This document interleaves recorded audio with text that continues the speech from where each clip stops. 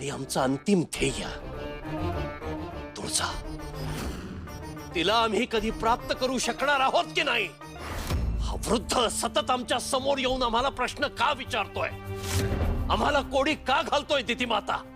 कदाचित भविष्यात येणाऱ्या एखाद्या मोठ्या संकटाचे हे सगळे संकेत नाही आहेत ना तिथी माता? महिषा, पुढचा रिपू पाठवला की तो यशस्वी होईल आणि जगदंबाला तो घेऊन येईल, असंही तो वृद्ध मनुष्य म्हणाला ना. कदाचित तुला तुळजापासून दूर ठेवण्यासाठी ही कोणाची चाल नसेल ना. मुद्दाम कुणी हे घडवून आणत नाहीये ना. पण हे साहस कोण करणार तिथी माता? देव? स्वर्गात सुद्धा आमचंच राज्य आहे. देवांचं इतकं धाडस होणार नाही. देवांपैकी कोणीच नसणार कदाचित, पण असुरांपैकी कोणीतरी असू शकतं. कारण ही जी लिपी आहे ती अतिप्राचीन दैत्य लिपी आहे. अंधकार साम्राज्यामध्ये सूर्यप्रकाश येण्याच्या आधी हिचा वापर केला जायचा. देवांना ती लिपी ज्ञात नाही. तुम्ही म्हणताय ते खरं असेल तर तिथी माता, असुरांपैकी कुणात इतकं धैर्य आलं? हे दुस्साहस कोण करू शकेल? तेच शोधून काढायचंय. एकदा ह्या प्राचीन लिपीतील अक्षरांचा अर्थ उलगडला तर त्यामागे कोण आहे हे सहज समजू शकेल.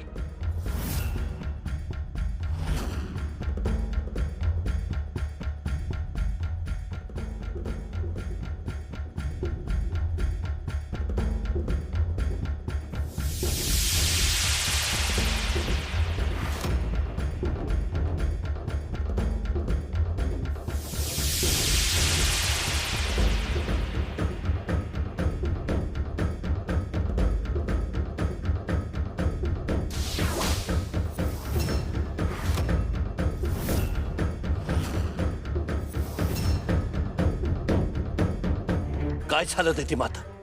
काही ध्यानी येतंय आपल्या? या कोड्याचं उत्तर सापडतंय? कोड्याचं उत्तर शोधण्यासाठीची किल्ली नक्कीच सापडली आहे.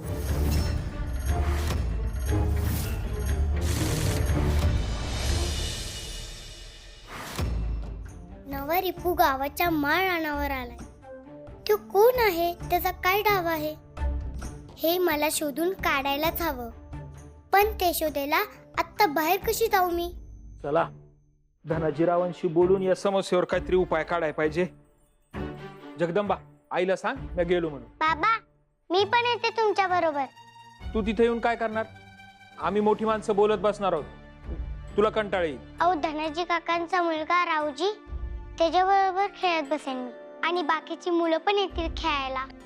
त्यांच्याकडे खेळायला मज्जा येते. नाही, नको. आणि तिथं खेळायला लागले की लय दंगा करता बरं का तुम्ही. नाही करणार, येते ना मी. तुला नाही सांगितलं ना जगदंबा, नको बरं येऊ तू. आधीच काल रात्री जे काय झालंय गावात, त्याच्यानं काय परिस्थिती आहे, कोण किती चिंतेत आहे ते आपल्याला ठाव नाही. समधी पुरुष मंडळी अशी येड्यावानी वागायला लागल्यावर बायका काळजीतच असणार. त्या काही लहान पोरांना खेळायला पाठवायचे नाहीत. तुला खेळायचं असेल तर इथंच आपल्या अंगणात खेळत बस. बाबा, काय हो, येऊ दे ना. तुला सांगितलं ना एकदा, तू हट्ट करू नको हा उगा. आई, मला धनाजी काकांच्या रावजी बरोबर खेळायला जायचंय. बाबा पण तिकडेच चाललेत. जाऊ का मी? तुला आता सांगितलं ना नको येऊ म्हणून. तुम्ही दोघे घरातच थांबा. बाबा म्हणतायत ते बरोबर आहे, तू नका जाऊस. मी जाऊन येतो बरं का.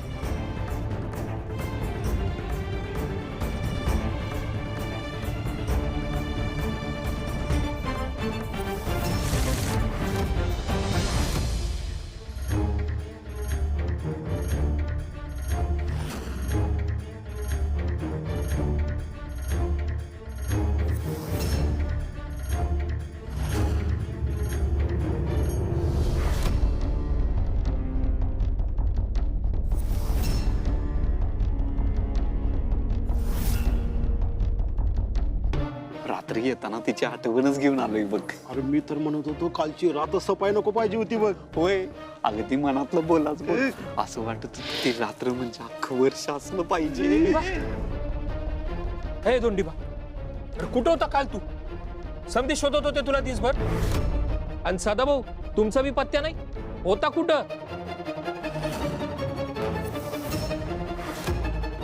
स्वर्गात स्वर्गात होतो स्वर्गात. अहो बगल तिथं नुसती धुंदी चढली होती. नाचाची धुंदी, रात्रीची धुंदी, अहो सौंदर्याची नशा. काही विचारू नका जनक बाबा. म्हणजे काल तुम्ही देवी आईचा कार्यक्रम सोडून परत त्या बाईचा नाच बघायला गेले होते. अरे लाज वाटू द्या जरा. लाज वाटली नाही, लाज बघितली आम्ही, आणि ती पण स्वतःच्या डोळ्यांनी लाज बघितली. आहा हा हा हा हा, काय तिच्या नजरेतली अस्सल लाज, काय ती धुंदी, काय तो खेळ, काय तो नाच, काय ते मुरकणं. हा तुमचा तो फाजीलपणा मला सांगू नका. काय हे बरं नाहीये? देवी आईची भक्ती करावी, पूजा अर्चेत मन रमवावं. अहो जनक बाबा, मन रमवतोय की, पण त्या बाईच्या डोळ्यात मन रमवतोय. आणि तिच्या नाचावर आम्ही भक्ती करतोय. लय हरवल्यागत वाटतंय बघा. अरारारारा. पार कमरेचं काढून डोक्याला गुंडाळलंय तुम्ही.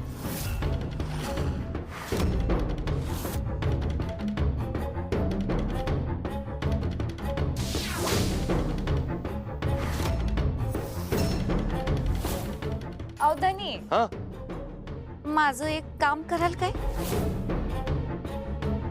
धनाजीराव, अहो तुम्हालाच भेटायला येत होतो, बरं झालं इथं भेट झाली. काय चाललंय समधी? खूळ लागल्यागत करायला लागलेत समधे. त्या बाईच्या नादानं पार येडे झालेत. जनक बाबा, अहो तुमचा राग समजू शकतो मी. अहो तुम्हीच काय, आम्ही सुद्धा अशी कला कधी पाहिली नव्हती, म्हणून तुम्हाला वेगळं वाटतं इतकंच. त्या बाया नाच करतात म्हणून तुम्हाला चुकीचे वाटतात ना. अहो परते फक्त त्याची कला सादर करतायत, आणि कलेला कलेच्या अंगानंच पाहायला गेलं पाहिजे, नाही का? अहो कला मी बी समजू शकतो, पण त्या कलेमुळे लोक अशी येड लागल्यागत करायला लागत असतील तर त्या कलेला काही अर्थ आहे का सांगा बरं? जनक बाबा, त्यांनी आयुष्यात अशी कला पाहिलीच नव्हती म्हणून भाव चढलेत ते. पण मी काय म्हणतो, तुम्ही बी एकदा त्या बाईची कला बघा आणि मग ठरवा काय ते. काय बोलताय धनाजीराव? अहो आपण दोघच त्या बाईशी बोलायला आणि या समध्यांना वटणीवर आणायला गेलो होतो, आणि आता तुम्ही. मला समज ठावे जनक बाबा, तुम्ही फक्त माझ्यावर विश्वास ठेवा. त्या बाई वाईट वंगाळ नाहीये. अहो त्या फक्त त्याची कला सादर करतायत. मी तुम्हाला काय म्हणतो, तुम्ही एक डाव त्यांची कला बघाच, आणि तुम्हाला जर नाही आवडली ना तर आपण त्यांना गावाबाहेर काढू ना. तो अधिकार आहे आपल्याकडं. अहो पण तुम्ही एकदा त्याची कला तर बघा, मगच निर्णय घ्या.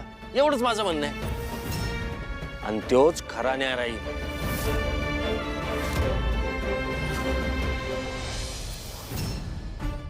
बाबा आणि आई काय बाहेर सोडतच नाही, पण मला जायलाच हवंय. काय करू?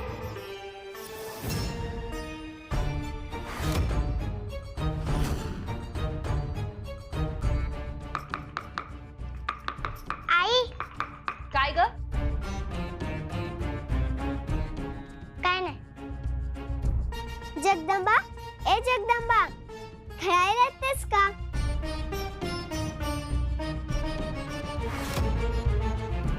ए चला मी येते, आपण माळावर जाऊन खेळूया. अगं माळावर कशाला, इथेच खेळूया की तुझ्या अंगणात. इथे नको ग, माळावर मस्त वारा असतो, खेळायला मज्जा येते. हो की नाही किसना? हा, पण घरी सांगून आलेलं नाही मी. अरे मग सांग की नंतर, आपण नेहमी जातोच की. चला चला, आता ठरलं, आपण माळ रानावरच जायचं. तिथे बोर चिंचा पण खाता येतील ना. तुम्हाला सगळ्यांना आवडतात ना चिंचा? आई, मी बाहेर खेळायला चालले. ए थांब जरा. जगदंबा, कुठं चाललायत आणि कशासाठी जाताय सगळे? मालूच्या घरी चाललो आम्ही खेळायला. माझ्या घरी? अगं तू तर माळावर खेळायला जाऊया म्हटलीस ना. जगदंबा, काय चाललंय हे नक्की? बाबांनी बाहेर कुठं बी जायचं नाही म्हणून सांगितलं ना.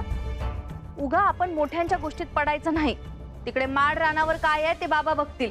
तू नसत्या उचापती करू नगस. आई जाऊ दे ना ग, आम्ही फक्त खेळायला जातोय, बाकी कुठेही जाणार नाही. नाही नाही, तुम्ही समन्याने इथंच खेळा, कुठं बी बाहेर जायचं नाही. हो चालेल काकी, आम्ही पण तिला हेच सांगत होतो.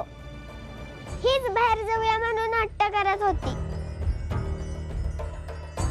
हट्टी मुलगी. चला आपण लंगडी खेळूया. हा हा.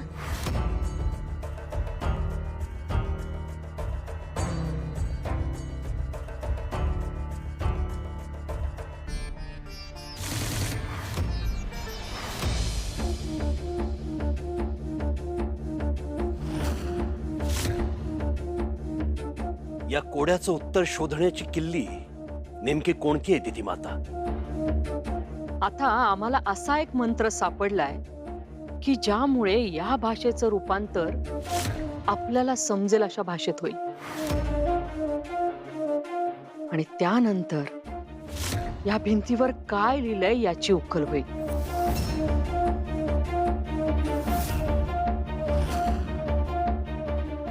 ती माता, या रहस्याची लवकरात लवकर उकल व्हायला हवी. तो जो कोणता मंत्र आहे तो लवकरात लवकर उच्चारा आणि या शब्दांचा अर्थ आम्हाला सांगा. चंड मंड दंड चूड रहस्य गूढ उलगडे रक्तमग्न भग्न विघ्न होई दूर सत्वरे.